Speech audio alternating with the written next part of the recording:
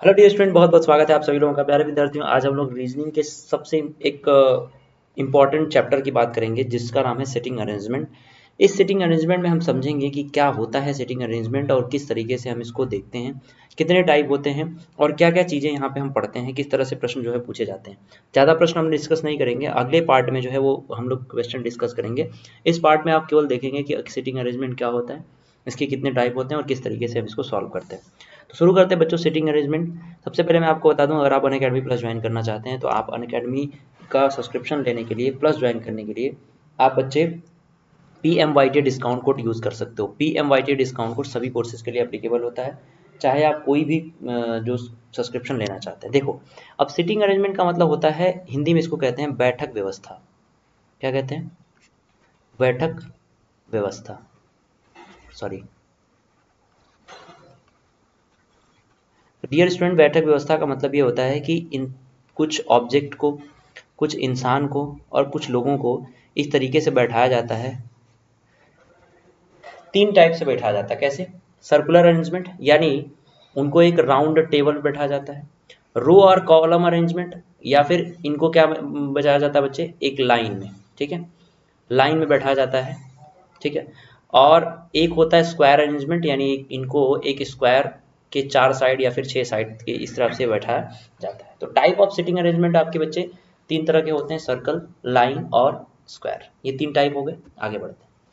अब क्या क्या चीजें हैं भाई, अगर आपको सर्कुलर अरेंजमेंट पढ़ना है, सर्कुलर अरेंजमेंट में बच्चे दो चीजें होती हैं।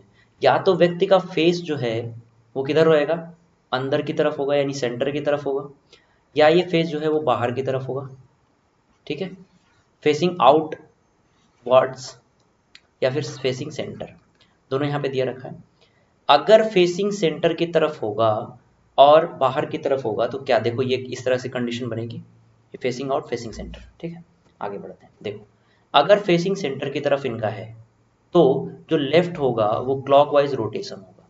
सपोज दैट ये व्यक्ति ए है, ये व्यक्ति कौन है, ए है।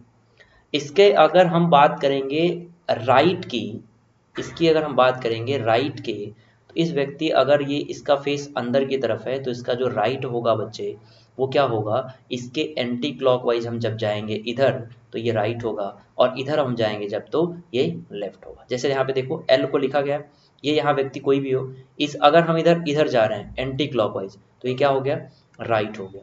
अगर हम इधर जा रहे हैं इसके क्लॉकवाइज तो ये क्या हो जाएगा, लेफ्ट हो जाएगा। ठीक है, यहाँ पे लिखा है towards right anti clockwise rotation, और टूवर्ड्स लेफ्ट जो होगा वो क्लॉकवाइज रोटेशन, दोनों आपका रोटेशन लिखा हुआ है। ये क्लॉकवाइज रोटेशन क्या होता है, एंटी क्लॉकवाइज रोटेशन क्या होता है, आप समझ गए होंगे।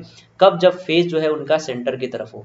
फेस किधर हो बच्चे, सेंटर की तरफ हो। तो पहली बात तो ये हो गई कि अगर फेस सेंटर की तरफ हो तो आपको किसी व्यक्ति से, मान लो यहाँ पे कोई व्यक्ति ए है, अगर बोला जाए कि ए जो है, बी जो है, बी ए के राइट में है, बी ए के राइट में है, तो बी कहाँ होगा बच्चे, इसमें एक सेकंड रुकना, बी कहाँ होगा, बी जो होगा वो राइट का मतलब एंटी क्लॉकवाइज इस जगह पे होगा। ठीक है, अगर ये कह दे कि सी जो है लेफ्ट में है यानी क्लॉकवाइज जाएंगे और सी यहाँ पे हो जाएगा। ठीक है, यानी बी और सी की प्लेसेस यहाँ पे क्लियर हो गई। अब आगे बढ़ते हैं। फेसिंग टू आउट यार्ड्स का मतलब क्या है, अगर बाहर की तरफ फेस दिखाई दे रहा हो तो सपोज दैट यहाँ पे आपका ए बैठा हो, इसका फेस किधर है, बाहर की तरफ है। अगर बाहर की तरफ फेस है इसका मतलब क्लॉकवाइज डायरेक्शन इसका राइट होता है, और एंटी क्लॉकवाइज डायरेक्शन इसका क्या होता है, लेफ्ट होता है। क्या होता है, देखो यहाँ पे लेफ्ट जो होता है वो एंटी क्लॉकवाइज और राइट जो होता है वो क्लॉकवाइज होता है। जैसे मैं अगर यहाँ पे ये व्यक्ति जो ए बैठा है, अगर मैंने बोल दिया कि बी जो है वो ए के राइट में बैठा है, तो यहाँ राइट किधर चला जाएगा, क्लॉकवाइज डायरेक्शन में, यानी बी यहाँ बैठेगा। सी जो है एंटी क्लॉकवाइज, सॉरी, सी जो है लेफ्ट में बैठा है तो ये एंटी क्लॉक हो जाएगा, सी यहाँ हो जाएगा। आपने देखा इन दोनों की पोजीशन क्या हो रही है, चेंज हो रही है। तो आपको यहाँ पे जो सर्कुलर अरेंजमेंट होता है या फिर जो स्क्वायर अरेंजमेंट होता है, इस स्क्वायर और सर्कुलर अरेंजमेंट में आपको दो बातें याद रखनी है। स्क्वायर अरेंजमेंट में भी सेम होता है कि अगर फेसिंग सेंटर की तरफ है तो जो लेफ्ट होगा वो क्लॉकवाइज, जो राइट होगा एंटी क्लॉकवाइज। अगर बाहर की तरफ है तो एंटी क्लॉकवाइज, और क्लॉकवाइज होगा आपका लेफ्ट और राइट। ठीक है, और ये आपका ये समझो कि स्क्वायर अरेंजमेंट में भी होता है।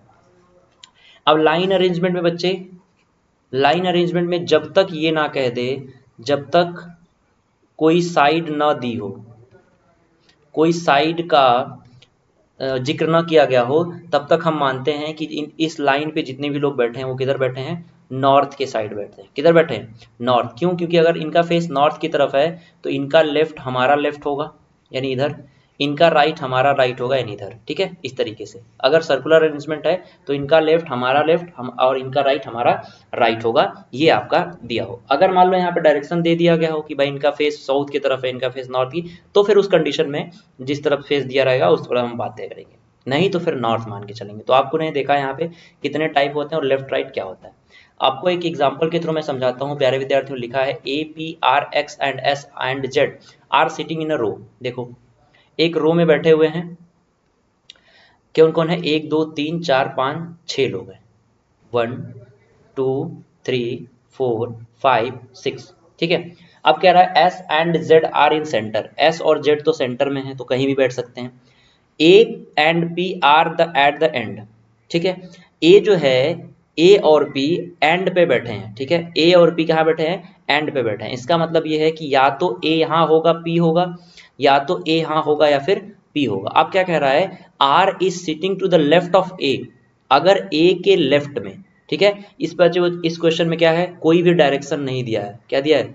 कोई भी डायरेक्शन नहीं दे रखा है। अगर कोई डायरेक्शन नहीं है इसका मतलब फेस हम किधर मानेंगे? फेस हम मानेंगे नॉर्थ की तरफ। फेस हम किधर मानेंगे? नॉर्थ की तरफ।